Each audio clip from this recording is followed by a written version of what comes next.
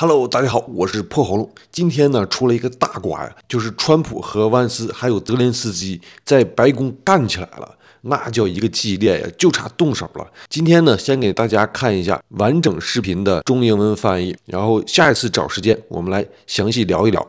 下面请看视频。Well, thank you very much. It's an honor to have President Zelensky of Ukraine. And we've been working very hard, very close. So we've actually known each other for a long time. We've been dealing with each other for a long time and very well. We had a little negotiation spat, but that worked out great. I think for both countries, I think for the world, actually, beyond both countries. And we have something that is a very fair deal. And we look forward to getting in and digging and working and getting some of the rare earth. But it means we're going to be inside, and it's a big commitment from the United States, and we appreciate working with you very much. And we will continue to do that. We have had some very good discussions with Russia. I spoke with President Putin, and we're going to try and bring this to a close. It's something that you want and that he wants. We have to negotiate a deal, but we've started the confines of a deal, and I think something can happen. The big thing is the number of soldiers, mostly at this point, but soldiers being killed. You're losing thousands of soldiers. So on both sides, we're losing a lot of soldiers, and we want to see it stop. And we want to see the money get put to different kinds of use, like rebuilding. And we're going to be working very hard. But we've had a lot of very good conversations. I will say until we came along, the Biden administration didn't speak to Russia whatsoever. They didn't speak to anybody. They just allowed this to continue. And I will say that, I'll say in front of you, you've heard me say it 1,000 times, if I were president, this war would have never happened. We would have had a deal negotiated for you without having to go through what you've gone through. But your soldiers have been unbelievably brave. We've given them great equipment, but somebody has to use the equipment. They've been unbelievably brave. And we give them great credit. This was supposed to be over very quickly, and here we are 3 years later. So I give tremendous credit to your generals and your soldiers and yourself in the sense that it's been very hard fighting, very tough fighting. They're great fighters, and you have to be very proud of them from that standpoint. But now we want to get it over with. It's enough, right? We want to get it over with. So. It's an honor to have you here. Thank you very much for coming. We're going to sign the agreement at the conference in the East Room in a little while, right after lunch. And we'll be having lunch together. We're also discussing some other things. And we appreciate everybody being here. It's somewhat of an exciting moment, but the really exciting moment is when we get when they stop the shooting and we end up with a deal. And I think we're fairly close to getting that. And an honor to have you, and please, you'd like to say something. Yeah, thank you so much, Mr. President. Thank you for the invitation. And really, I hope that this first document, will be first step to real security guarantees for Ukraine, our people, our children. I really count on it.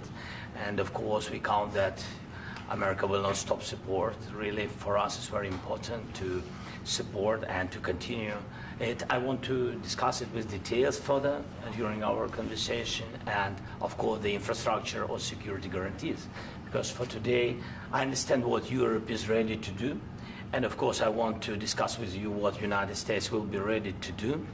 And I really count on your strong position to stop Putin, and you said that enough with the war. I think that is very important, Ben, to say these words to Putin at the very beginning of war, because he is a killer and terrorist. But I hope that together we can stop him. But for us, it's very important to, to save our country, our values, our freedom, and democracy, and of course, no compromises with the killer about our territories. But it will be later. And of course, what I wanted, we spoke about it by phone with you, about the drones production. We have very good drones production. I think the best one in the world for today because of the war. Yes, and of course, we need very much the air defense. You have the best air defense in the world, and really you helped under attacks of Russians. And I want to speak how we can exchange the licenses. We're open to share the licenses of all our drones with you, of course, with the United States. And we need licenses for quick production of air defense. Even after the war, we need our nation to be calm, that we are secure. So that's why we need this air shield. And of course, about this, I want to speak about the contingents. I think that France and UK already spoke to you, and we know that Europe is ready, but without the United States, they will not be ready to be as strong as we need. And the last point, last not least, about exchange, about our people and children. And you know that these crazy Russians, that they stolen 20,000 of children, Ukrainian children. They changed their names, they changed their families, relatives, and now they're in Russia. We want to bring them back, and really, it's a big dream, task, and goal for me, and our warriors. By the way, Mr. President, we exchanged, released more than 4,000 warriors from Russian prison, but there are thousands more in the prison. I wanted to share with you some images. How it's. I've just can I now? Yeah, please. Some minutes, 1 minute, 1 minute. Just you to understand in what circumstances, in what situation they are, and what the attitude of Russia to our prisoners. That guys, just you before and after. And you see before and after, just you to understand. Now thousands of such guys, ladies and men, there, and that, so they don't eat, they beat them, and they, they do a lot of, bad things. So out of, even during the war, there are rules. Everybody knows there are rules during the war. So these guys, they don't have any rules. You see that 50, 60 kilograms left, and a lot of such things. And I didn't want to show you what the changes with images of children, because I will just share with you. And I mean, it's looking tragic. Yep, that's tough stuff. I wanted very much to give you, and you see. Yeah. This is pastor, by the way. They stolen pastors, because it's not Russian church. They stolen pastors and moved pastors to the prison. At the end of last year, we brought 3 pastors, and we could exchange them. And this is pastor, you see. Yeah, that's tough. Yeah. So I mean, this I wanted to show you, and this. So thank you very much. We want to get that ended, right? Yeah. Of course. We And want. I think we will. And We have to, of course. do you have any questions, please? Mr. President. Thank you, Mr. President. With how much money is the U.S. going to put into the fund that is being created today, and how does this provide long-term security for Ukraine? Well, we don't know exactly how much, because we're going to be putting some money in a fund that we're going to get from the raw earth that we're going to be taking and sharing in terms of revenue. So it's going to be a lot of money will be made from the sale and from the use of raw earth. And as you know, our country doesn't have much raw earth. We have a lot of oil and gas, but we don't have a lot of the raw earth. And what we do have is protected by the environmentalists, but that can be unprotected. But still, it's not very much. They have among the best in the world in terms of raw earth. So we're going to be using that, using it for all of the things we do, including AI, and including weapons and the military, and it's really going to very much satisfy our needs. So it's something that just worked out really well. We have a lot of oil, and we have a lot of gas, we have a lot, but we don't have raw earth. So this has just about every component of the raw earth that we need for computers, for all of the things we do. This puts us in great shape. And on long-term security for Ukraine, how does this provide it? I think they're going to have great luck. I think once we make the agreement, that's going to be 95% of it. They're not going to go back to fighting. I've spoken with President Putin, and I feel very strong. I've known him for a long time, and I feel very strongly that they're very serious about it, and we'll make a deal. And when the deal is made, I don't think we talk about security. Everyone's talking about the other day. All they talked about was security. I said, let me make the deal first. I have to make the deal first. I don't worry about security right now. I have to We have to have a deal because right now, last week, 2,000 soldiers died on both sides. 2,000. And they're losing 1,000, 2,000, 3,000 a week. So as we sit here and we talk, people are getting shot and dying on the battlefield. And, you know, they're not American soldiers, but they're Russian soldiers and they're Ukrainian soldiers, and we want to be able to stop it. And we want to be able also to spend money on other things. We don't want to, this is a tremendous amount of money. And what the Biden administration did was terrible. They were giving money, but he had no security on the money. Europe, as you know, gave much less money, but they had security. It was in the form of a loan. They get their money back, and we didn't. And now, at least we're protected because the American taxpayer has to be protected too. But this is an incredible agreement for Ukraine because we have a big investment in their country now. And what they have, very few people have. And we're able to really go forward with very, very high-tech things and many other things, including weaponry that we're going to use in many locations, but that we need for our country. Mr. President, this allows us to do that. Will you continue I'm sorry. sending military aid? Yes, go ahead, please. If I can just, yes. In the document, there is one of the very important points. If we speak about business and investment, we never had LNG terminals in Ukraine. This document will open. I mean, the next documents, but anyway, here we see in the framework, we see really goodwill for this. LNG terminals for us is very important, and I think for security of European continent. We have the biggest storage, gas storage. We have the biggest in Europe. Yes, yes, and we can use it. Use it for LNG. Use it for LNG, and we will do it. And really, we can help Europe because Europe really helped. President Trump said that they made less support, but they are our friends and they are our very supportive partners. They really gave a lot, Mr. President. They did. They gave a lot, but they gave much less. No. Much less. No. No. No. Okay. Okay.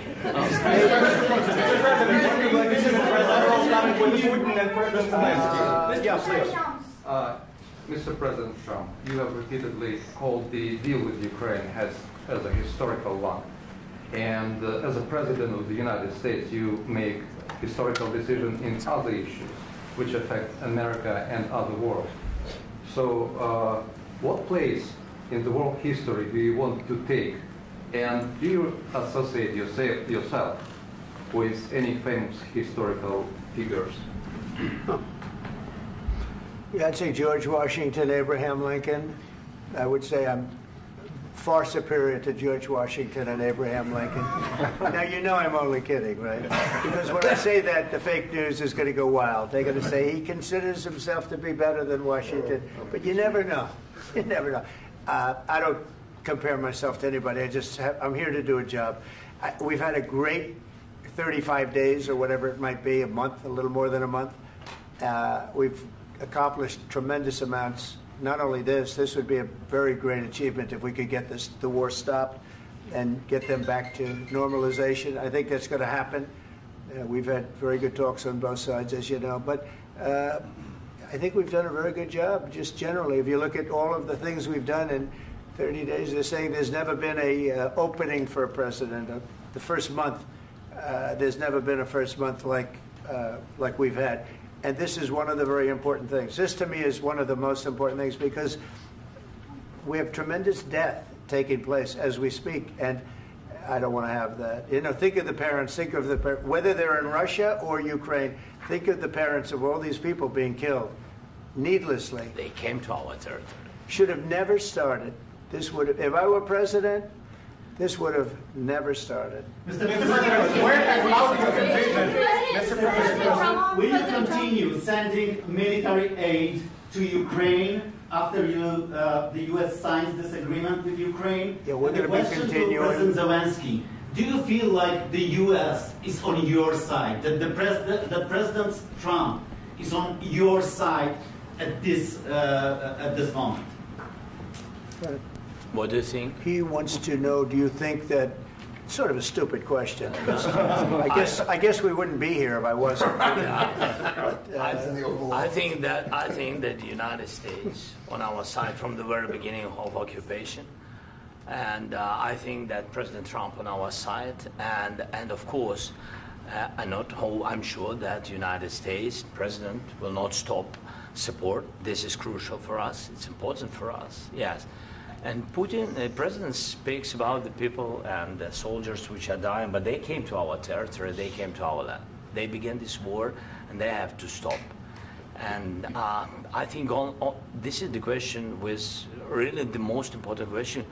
Can President Trump, I hope yes, with some other allies, to stop Putin, withdraw these enemies, our enemy, withdraw these troops from our land? And I think that you asked about the history, I think that if President, or when, he will stop Putin, if President Trump will bring peace to our country, I think he will be on this wall. We've had very, very good talks. Mr.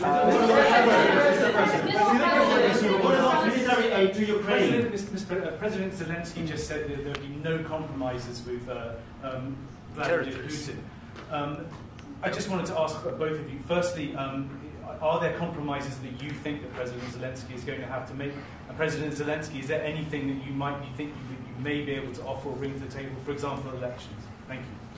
I think you're going to have to always make compromises. You can't do any deals without compromises. So certainly he's going to have to make some compromises, but hopefully they won't be as big as some people think you're going to have to make. That's all. That's all we can do. I'm here as an arbitrator, as a mediator to a certain extent between two parties that have been very hostile. To put it mildly, they've been very hostile. There's been a vicious war. There's been a vicious war. You know, it's a very level battlefield, and those bullets go out, and as I've said many times, we were talking about it with Pete, many times the only thing stopping those bullets is a human body. And in the case we're talking about, generally young human bodies are stopping a lot of bullets. It's dead level. That's why it's great farmland. It's great land. It's great farmland, but there's very little protection against the bullets that are being, and other things that are being shot. So all I can do is see if I can get everybody at the table and get an agreement. And I think we're going to end up with an agreement. Otherwise, I wouldn't probably be even here today. Mr. President, I've got two questions for you. You think ultimately your legacy will be the peacemaker and not the president that led this country into another war and ended foreign wars? And I've got a question. I hope it will. I mean, I hope I'm going to be remembered as a peacemaker. This would be a great thing if we could do this. I'm doing this to save lives more than anything else. Second is to save a lot of money, but I consider that to be far less important. So I hope I'm going to, thank you, Brian, for that question. It was a nice question. I hope I'll be known and recognized as a peacemaker. This would be a great thing to solve. This is a very dangerous situation. You know, this could lead to a third world war. This was headed in the wrong direction. If this election were lost, if we didn't win this election, and we won it by a lot, that was a mandate. We won every swing state. We won the popular vote by millions and millions of votes. We won everything. The districts, you look at the areas of red, take a look at a map. This was a big mandate, and this was one of the things. I said, we're going to get this thing settled. If we didn't win, I think this could have very well ended up in a third world war, and that would not have been a good situation. What was your second question? And my second question for President Zelensky, why don't you wear a suit? You're at the highest, why don't you wear a suit? You're at the highest level in this country's office, and you refuse to wear a suit. Just want to see if do you own a suit? Yeah, problems. A lot of Americans have problems with you not respecting the dignity of this office. I will wear a costume after this war will finish. Okay. Yes, maybe one. Maybe something like yours. Yes. Yes. Maybe something better. I don't know. Yeah. We will see. Maybe something cheaper than. Yeah. Thank you. Thank you. President Trump. Thank you, President Trump. You said yesterday that you have. Are you going to send more arms to Ukraine in case there's no peace? Yeah, we're going to have arms to Ukraine. Yeah, sure. Hopefully, I won't have to send very much because hopefully we're going to have it finished. We're looking forward to finishing this quickly. We're not looking forward to sending a lot of arms. We're looking forward to getting the war finished so we can do other things. But we very much appreciate the agreement because we needed what they had, and we're treating, our country is now treated fairly. Biden didn't do that. He didn't know what the hell he was doing. This should have never happened. This should have never started. But, sure, the answer is yes, but hopefully we won't have to send much because I'm looking forward to getting it done quickly, very quickly. Does that mean you'll provide security guarantees, Mr. President? I don't want to talk about security yet because I want to get the deal done. You fall into the same trap like everybody else. 1,000,000 times you say it over and over. I want to get the deal done. Security is so easy. That's about 2% of the problem. I'm not worried about security. I'm worried about getting the deal done. The security is the easy part. Security is very nice. Everybody stops shooting. And now will Europe put people there? I know France is going to. I know the UK is going to. I know other countries are going to, and they happen to be right next door. We haven't committed, but we could conceivably. We have security in a different form. We'll have workers there digging, taking the raw earth so that we can create a lot of great product in this country. So in that sense, you have something. But we haven't determined that yet. I will say, in speaking to France and in speaking to, and they were here, as you know, last week and just the other day, they have committed to a lot of security. I don't think you're going to need much security. I think once this deal gets done, it's over. Russia's not going to want to go back, and nobody's going to want to go back. When this deal ends, I really believe this deal is going to be over. Question? Yeah, please go ahead. Go ahead. Thank you, Mr. President, thank you.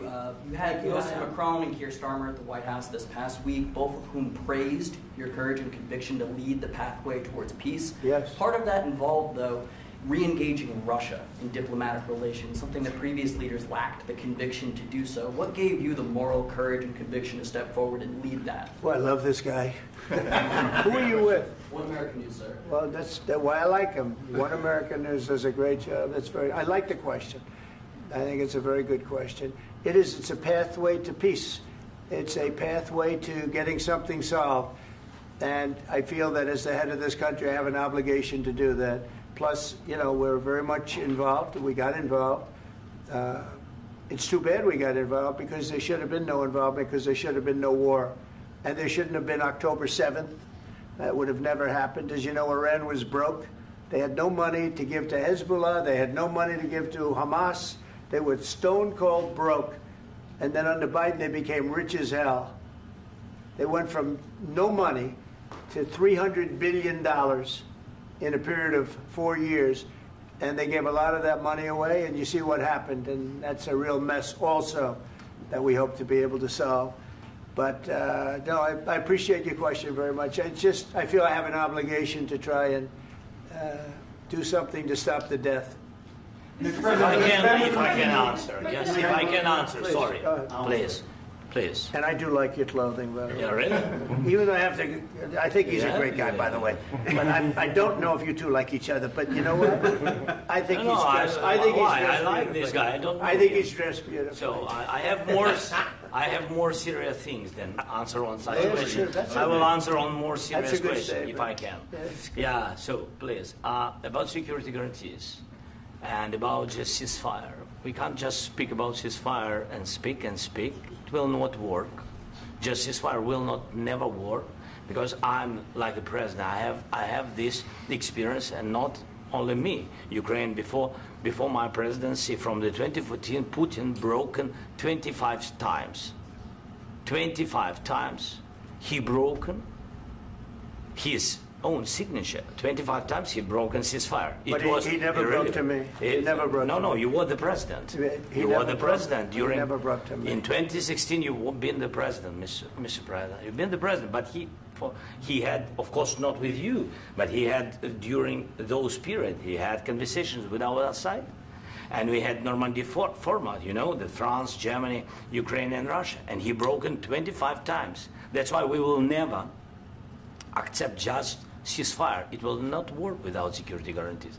Security guarantees, maybe President is right about this document and other, but this document is not enough. Strong army is enough, because his soldiers afraid, Putin's soldiers afraid of our soldiers when we're strong enough. If we are not strong enough, if we are empty, if our storage is empty, we can't defend our land.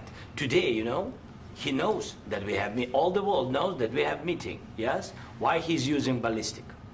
Putin today using ballistic on our hospitals, schools, and etc. Ballistic. So he knows that we are here and that President Trump is really have goodwill to stop this war.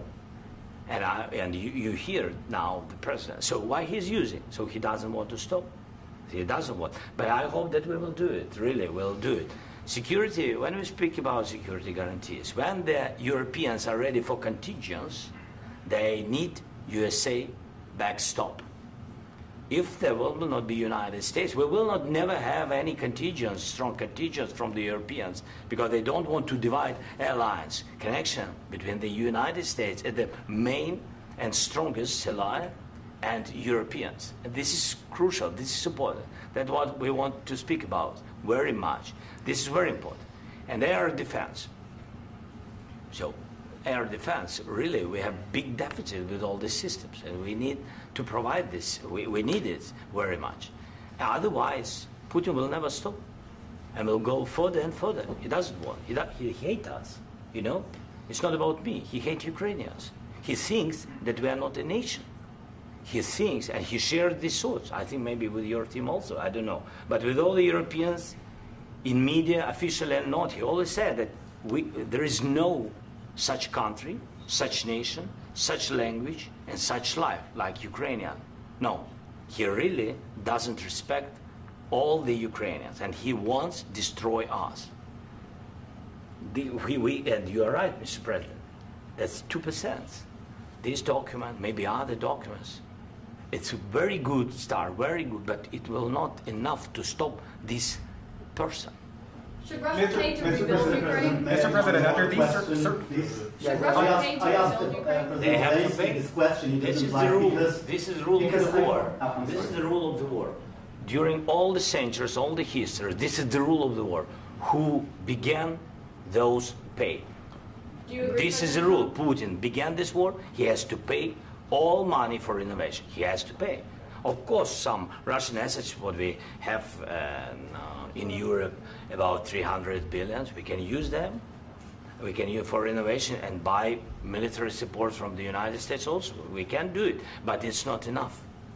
It's not enough. President, under these circumstances, do you envision a trilateral summit with Putin and President Zelensky? Wait 1 second. I asked this question that you didn't like because I wanted to know if you want to position yourself in the middle between Russia and Ukraine, or on the Ukraine side. No, I'm in the middle. I want to solve this thing. I'm for both. I want to get it solved. And it's wonderful to speak badly about somebody else, but I want to get it solved. If we can solve it, great. If we can't solve it, they're going to have to fight it out, and who knows what's going to happen. But I want to see it get solved. May I follow up? One more question about U.S. troops in Europe. After Russian invasion of Ukraine, your predecessor sent additional troops to Eastern Europe, including Poland, my country. Yeah. Are you committed to keeping these troops on the eastern flank of NATO in the future? I'm very committed to Poland. I think Poland has really stepped up and done a great job for NATO. They, as you know, they paid more than they had to. They are one of the finest groups of people I've ever known. I'm very committed to Poland. What about Baltics? Poland's in a tough neighborhood, you know. What about the Baltics? The Baltics, they got a lot of, it's a tough neighborhood too, but we're committed. We're going to be very committed, and we're committed to NATO. But NATO has to step up, and the Europeans have to step up more than they have. And I want to see them equalize, because they are in for far less than we're in, and they should be at least equal. You understand that? Why is the United States, we have an ocean in between, why is the United States in for so much more money and other things as Europe? With that being said, and as you said, they've also been obviously very helpful. But we have put in far more than they have, and I think they should equalize. Mr. President, please, go ahead. Ask you about the agreement again today. What changed between the first time that Secretary Bessent gave President Zelensky the agreement and today for the signing? We made a deal. So what was the I'm just, deciding factor? I'm a business person. We made a deal. That's what changed. Mr. President, I didn't think we were going to make a deal, and we ended up making the deal, so that changed. Mr. President, what and how do you envision a trilateral summit with President Zelensky and Putin? I don't know, but well, they don't like each other. I can tell you that. Okay? They do not like each other. This is not a love match, and it's unfortunate. That's why you're in this situation. The United States should not have allowed this to happen. Okay? The United States, run by a man that didn't know much. I'm going to be very nice. Run by an incompetent person, very incompetent person, should never have allowed this to happen. I've stopped wars. I've stopped many wars. My people will tell you, I stopped wars that nobody ever heard about. I stopped wars before they ever started. You can look at some of, I could give you a lot of nations that would tell you right now they were probably going to war. I could tell you right now there's a nation thinking about going to war on something that nobody in this room has ever even heard about. Two smaller nations, but big, still big. And I think I've stopped it. But this should have never happened. Mr. President, sorry, just a second. About any negotiations. First of all, I want really to tell you, and I think that everybody understands that Ukraine, more than Ukrainians, nobody wants to stop this war. But at the future, any negotiations, it's understandable that two sides of the war, not Russia and the United States, because this is not the war between Russia and the United States. This is war of Russia against Ukraine and Ukrainian people. So these two sides will be at the anyway will be at the negotiation table. Then of course United States, like the strongest partner of the Ukraine, and of course Europe. I think Europe is very important. I want to speak about it with the President. Yes, Europe is very important for us because we really defend Europe for today. All Europeans really recognize that we are defending the line and they have real life and our people are dying. That's why they helped us. And also it's about the NATO. Yes, between, like the President said, you have big, nice ocean. Yes, between us. But if we will not stay, Russia will go further to Baltics and to Poland, by the way. But first to the Baltics. It's understandable for them because they've been in the USSR. You know, they've been one of the republics of the USSR, and Putin wants to bring them back to his empire. It's a fact. And when he will go there, if we will not stay, you will fight. Your American soldiers, it doesn't matter, do you have ocean or not, your soldiers will fight. Mr. President, would you be willing to visit Ukraine, maybe Kyiv or Odessa, which is known to be at the riviera of the Black Sea? It was my question. I'm sorry. I don't want to talk about Odessa now. Let's not talk about Odessa. I want to talk about making a deal, getting peace. We don't have to talk about Odessa, but a lot of cities have been destroyed. There are a lot of cities that are not recognizable. There's not a building standing. No, and a lot of things have to happen. Mr. President, you have to come and to look. No. We have very good cities. Yes, a lot of things have been destroyed, but mostly cities alive, and people work, and children go to school. Sometimes it's very difficult. Sometimes closer to front line, children have to go to underground schools or online, but we live. Ukraine is fighting, and Ukraine lives. This is very important. And maybe it's Putin is sharing this information that he destroyed us. No, he lost 700,000 people, 700,000 soldiers. He lost everything. Yes. So. Mr. President, one more. I mentioned Poland. Please go ahead. When did you last speak with President Putin, and what did he say that? A couple of days ago. And what did he tell you that gave you the assurance that he wanted peace? Well, that's what I do. My whole life is deals. I know pretty good. And I've known him for a long time. I've dealt with him for a long time. He had to suffer through the Russia hoax. You know, Russia was a hoax. It was all Biden. It was nothing to do with him. So he had to suffer through that, and he was able to do that. I think that he wants to make a deal, and he'd like to see it end. That's all I do. That's what I do. My whole life, that's what I do is make deals. And I'm in the middle of a mess because this is a real mess. It's a very dangerous one. If this doesn't get solved now, it's not going to get solved for a long time. So I hope we're going to get it solved. In the back, please. Thank you, Mr. President. Prime Minister Starmer claimed repeatedly that his government believes in free speech and was not engaged in censorship.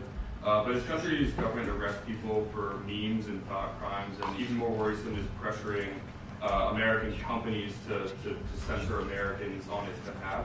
How can he be a reliable, trustworthy partner when he says things that are demonstrably false on such an important topic? Well, we actually spoke to him about that yesterday, and we thought they took it very, very much too far. JD was very strong on it. So was I.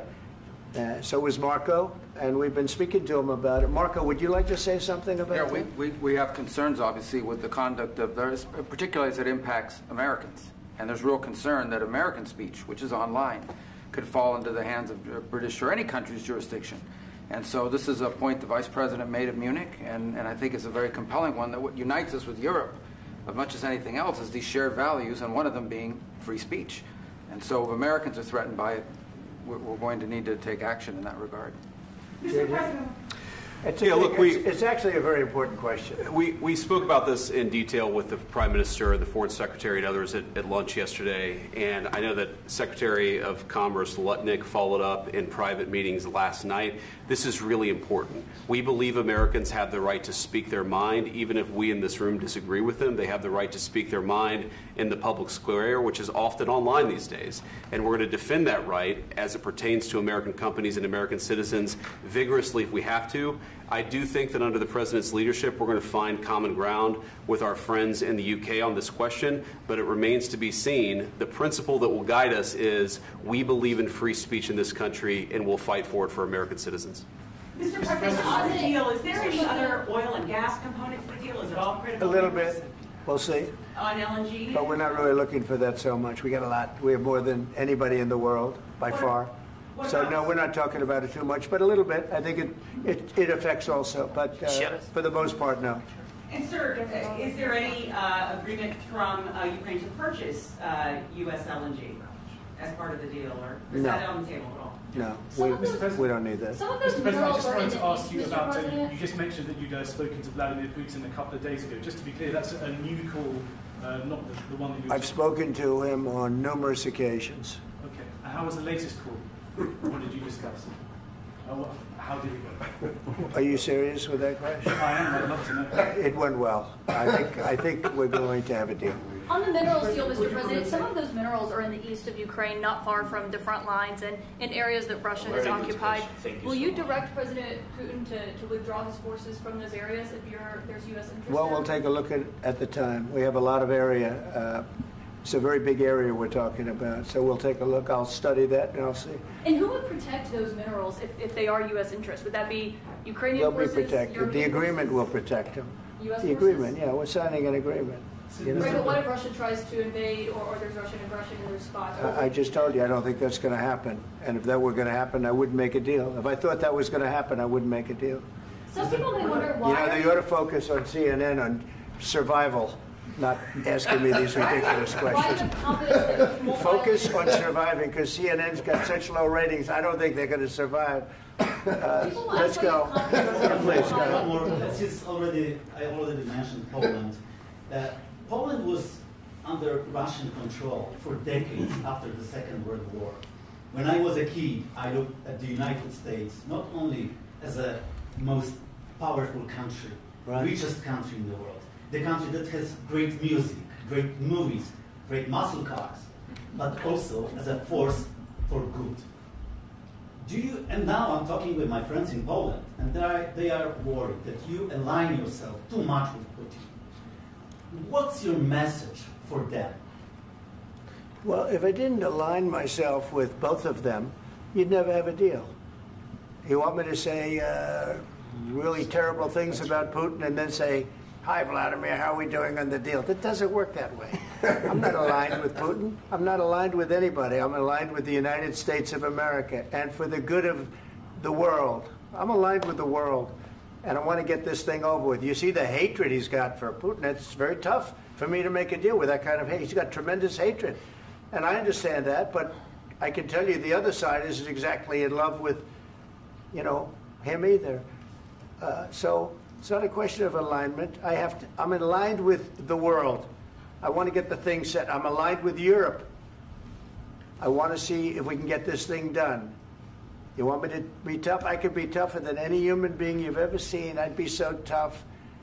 But you're never going to get a deal that way, so that's the way it goes. All right, one more question. Hey, I will respond to this. So look, for 4 years in the United States of America, we had a president who stood up at press conferences and talked tough about Vladimir Putin, and then Putin invaded Ukraine and destroyed a significant chunk of the country. The path to peace and the path to prosperity is maybe engaging in diplomacy. We tried the pathway of Joe Biden of thumping our chest and pretending that the President of the United States' words mattered more than the President of the United States' actions. What makes America a good country is America engaging in diplomacy. That's what President Trump is doing. Can I ask you? Sure. Yeah? Yeah. Okay. So he occupied our parts, big parts of Ukraine, part of East and Crimea. So he occupied it on 2014. So during a lot of years, so I'm not speaking about just Biden, but those time was Obama, then President Obama, then President Trump, then President Biden, now President Trump, and God bless, now President Trump will stop him. But during 2014, nobody stopped him. He just occupied and took. He killed people. You know what the contact 2015. 2014 and 2014. 2014. Yeah. So I was not here. Yeah, but that's exactly right. Yes, but during 2014 till 2022, the situation the same. The people have been dying on the contact line. Nobody stopped him. You know that we had conversations with him, a lot of conversation, my bilateral conversation, and we signed with him, me, like a new president. In 2019, I signed with him the deal. I signed with him, Macron and Merkel, we signed ceasefire. Ceasefire. All of them told me that he will never go. We signed with him with gas contract. Gas contract. Yes, but after that, he broken this ceasefire. He killed our people and he didn't exchange prisoners. We signed the exchange of prisoners, but he didn't do it. What kind of diplomacy, JD, you are speaking about? What do you mean? I'm talking about the kind of diplomacy that's going to end the destruction of your country. Yes, but if you Mr. President, with respect, I think it's disrespectful for you to come into the Oval Office and try to litigate this in front of the American media. Right now, you guys are going around and forcing conscripts to the front lines because you have manpower problems. You should be thanking the President for trying to bring an end to this conflict. Have you ever been to Ukraine that you say what problems we have?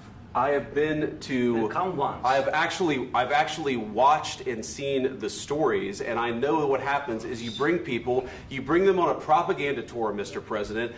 Do you disagree that you've had problems bringing people into your military? And do you think that it's respectful to come to the Oval Office of the United States of America and attack the administration that is trying to prevent the destruction of your country? A lot of questions. Let's start from the beginning. Sure. First of all, during the war, everybody has problems. Even you, but you have nice ocean and don't feel now, but you will feel it in the future. God bless. You don't know that. God bless. You God bless. You will not have a war. Don't tell us what we're going to feel.